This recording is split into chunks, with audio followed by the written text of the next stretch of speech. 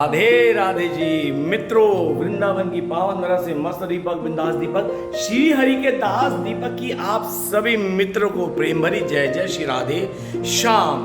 दिनांक 4 नवंबर 2024। जी हाँ, तारीख इसलिए बताता हूँ ताकि आपको पता चले। लेटेस्ट वीडियो है। मौसम बदल रहा है। आज सूरज देवता ने दर्शन नहीं दिए। मौसम में हल्की हल्की ठंडक दिन में से होने लग गई है। ये वीडियो बनाने का अभिप्राय ये है कि समझ लो वृंदावन में हल्की हल्की सुबह शाम की ठंड ने दस्तक दे दी है।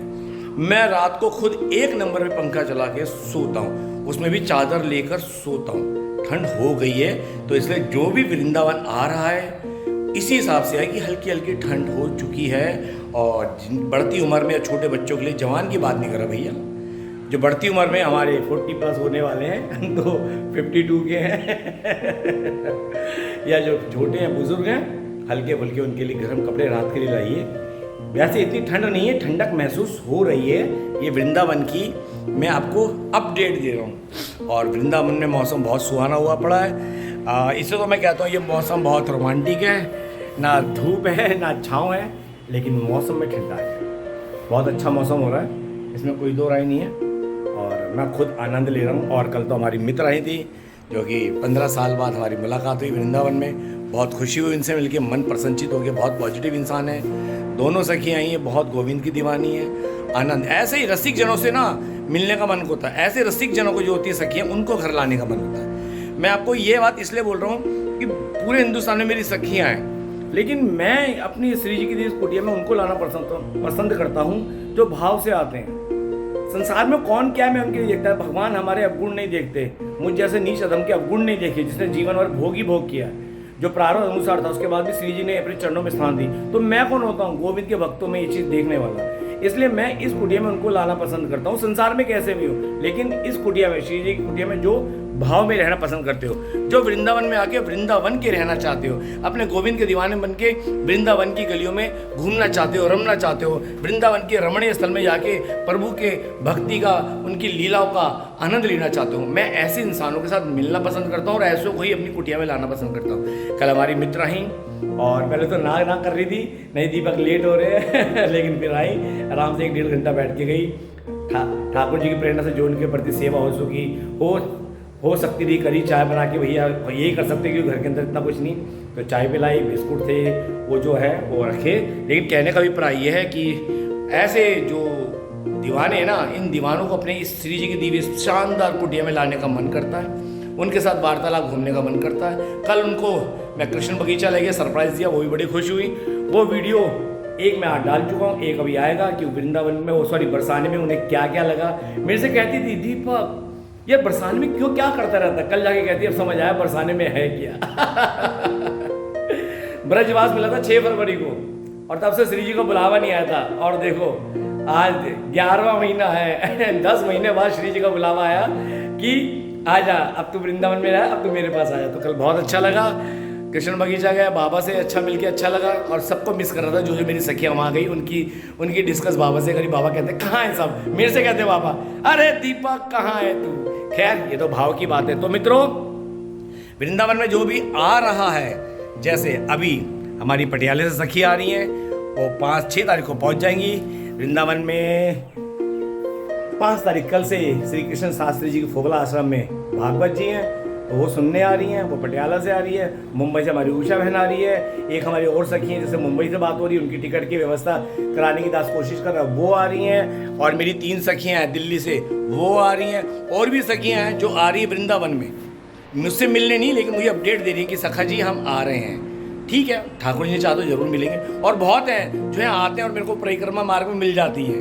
तो आनंद है, गोविंद से प्रीत लगाओ। मैं चलते एक ही बात करूँगा, और मेरी तरह आनंद चाहते हो ना, तो एक बात समझ लो कि ब्रज की मस्ती इतनी नहीं सस्ती, ब्रज की मस्ती इतनी नहीं सस्ती जो हर किसी को मिल जाए। और जिस पर चढ़ जाए ब्रज की मस्ती, उसकी किस्मत संवर जाए। ये याद रखना।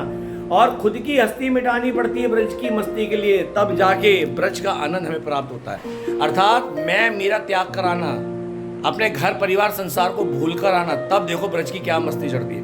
यहाँ आकर भी संसार को सोच रहे हो, संसार मन में लाए तो मत आओ। और संसार में रह के भी अगर वृंदावन के आनंद में रहते हो, अपने दिनचर्या निभाते हो, घर संसार के प्रति जो व्यवहार है पूर्ण कर रहे हो, प्रभु का नाम जप रहे हो, निरंतर प्रभु के सानिध्य में उनके नाम सुमिरन में हो, तो यकीन मानना वृंदावन आओ ना आओ, वृंदावन आपके अंदर है। और वृंदावन में आके अपने दुनियादारी की बातें कर रहे हो, निंदा कर रहे हो, चुगली कर रहे हो, यहाँ की बुराइयाँ कर रहे हो, तो भैया मत आओ, बहुत बड़ा अपराध कर रहे हो। तो इसलिए ब्रज की मस्ती से आते हो तो खुद की हस्ती, मैं मेरा सब कुछ भुलाओ, मैं कौन हूँ, कुछ नहीं हूँ, एक गोविंद का दास हूँ, अपनी युगल जोड़ी के चरणों का दास हूँ, ये सोच कर आओ। और याद रहे, वृंदावन आप आते नहीं हो, जब जिस पर श्री जी कृपा करती हैं उसे गोविंद लेकर आता है, क्योंकि वृंदावन में श्री जी की कृपा बिना कोई आ ही नहीं सकता। जिस पर श्री जी कृपा करती है ना, उसे गोविंद हाथ पकड़ कर लाता है। अब उसने कहाँ घुमाना, कैसे घुमाना, कितने दिन रखना है, ये गोविंद के ऊपर है कि श्री जी ने उसकी कितने दिन की फाइल पास करी है, इसे कितने दिन रखना है। उतने दिन रखने के बाद गोविंद आपको वापिस छोड़ आता है। तो ये कभी दिमाग में मत लाना कि आप वृंदावन आए, नहीं, आप पे कृपा हुई श्री जी की जो गोविंद आपको वृंदावन लाए। ये बात हमेशा याद रखना। ये भक्ति मार्ग है, समझे, दिखावे का नहीं है। संसार में भी आप जो रिश्ते बुलाते तो जाते हो, तो यहाँ पर सोचो तो मन मिलाया तो जिस पे कृपा राधा रानी करती है वो हमारे गुण तो है नहीं, अब गुण भी नहीं देखती, इस पे कृपा करती हैं, उसे मेरी तरह कभी ना कभी ब्रजवास भी देती हैं और बुलाती रहती हैं, और गोविंद दिलाता और ले जाता। सारी व्यवस्था गोविंद ने करी है, कृपा श्री राधा रानी ने करी है, और गोविंद फिर उनका जो आदेश होता वो पालन करते, क्योंकि गोविंद खुद हमारी राधा रानी के चरणों के दास है, क्योंकि सेवा कुंज में उनके चरणों की सेवा करते हैं, और हम भी युगल जोड़ी के चरणों के दास हैं। तो मित्रों, हल्की हल्की ठंडक है, थोड़ा साफ से आना।